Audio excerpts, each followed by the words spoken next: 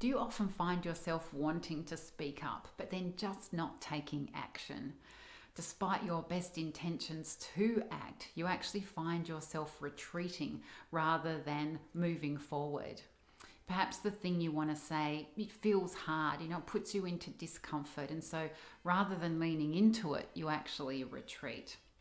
For example, you might find yourself saying yes to something when you actually mean no because you just want to avoid rocking the boat. Or maybe you don't actually put yourself forward because you feel uncomfortable about being in the spotlight. Or perhaps you hesitate to actually take advantage of an opportunity because you're just afraid of failing. I remember doing a course, for example, a few years ago, which was on presentation skills. And at the end of the 3-day program, we were given the opportunity to receive feedback from the presenters. Now, it was voluntary, so you had to put your hand up to participate in that part of the program. And the voice in my head was going round and around and around, was I ready? Was my presentation going to be good enough? Would they think that I was, doing a good enough job? By the time all of this self-talk was going around and I was hesitating and holding back, many other people had put their hand up to step forward to do their presentation and receive the feedback. And so by the time I found the courage to put my hand up, I had missed out on that opportunity. And this is what happens when we hesitate to speak up. We miss opportunities for growth. We miss those opportunities for feedback and to put ourselves forward to be able to really grow, develop, and become the best version of ourselves. Now, one of the things we're often told is, well, you just need more courage, just put your hand up, just do it, that sort of advice. But I think what happens is that when we don't speak up regularly over time, it becomes a habit. It becomes part of who we are. And it's something that therefore sticks and can be really hard to change, which is why it can be really difficult to get unstuck and speak up. Now, James Clear, in his book Atomic Habits, which is this one here that you may have heard of, very good for reviewing and reading around habits and habit change. Basically what he says about habits is that our habits, so our tendency to not speak up, is part of our identity. And so when we have habits that are part of how we see ourselves as being in the world, they actually become really hard to break. So if you've had an experience where, yes, I really want to speak up, I want to put my hand up, I want to be able to say what needs to be said in the moment, but you find yourself not actually taking the action to do that, it could be because it's linked to how you see yourself in the world. Now, James Clear says that if we can change our habits, we can change our identity, but also conversely, if we change our identity, we can change our habits. So the good news about that is that it works both ways. Now, if you haven't been speaking up and finding that really difficult over time, it could be that the way you see yourself is that you feel smaller than you actually are.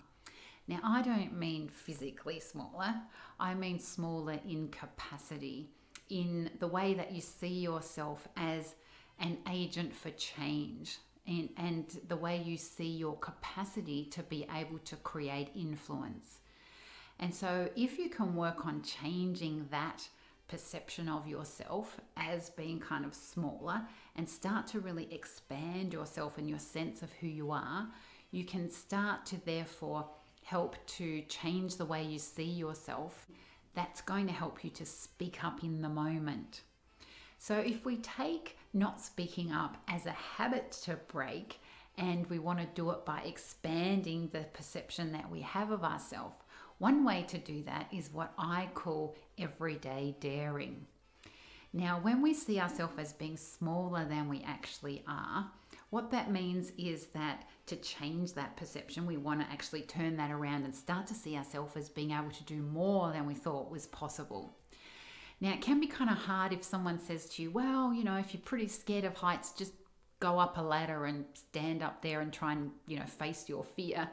Those kind of big dares are quite hard and can put you into a sense of anxiety. And what we want to do is to be able to create change that we can see is possible for us, and gradually over time really expand that sense of who we see ourselves as being.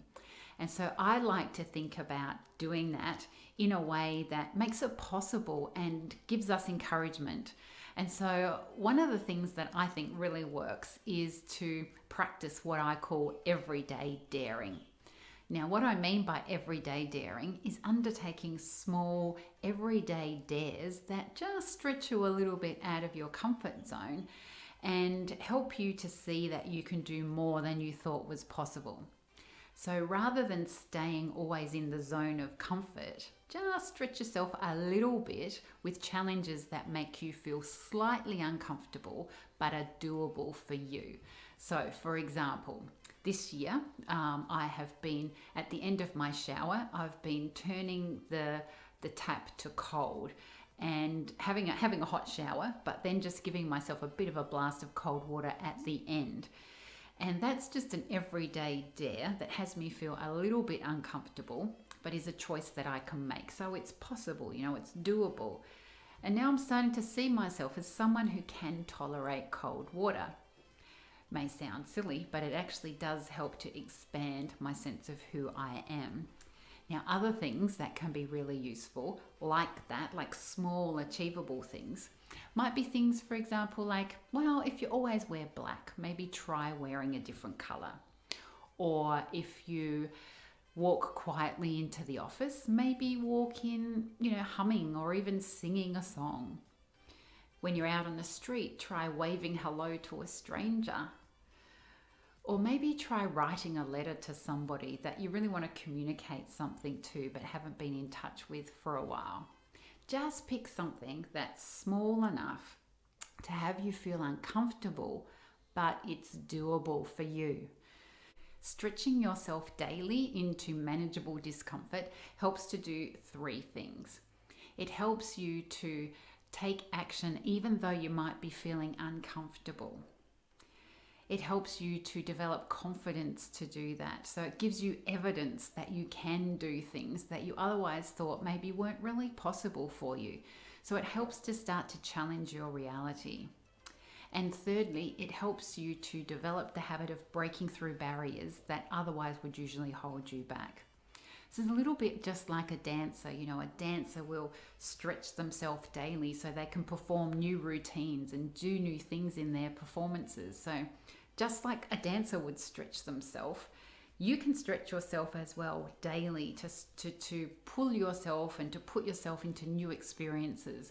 And that can help over time gradually change your sense of who you are, help to expand your sense of who you are, and therefore help you to speak up in the moment, even though you might be feeling slightly uncomfortable, because you've got evidence that you can do that.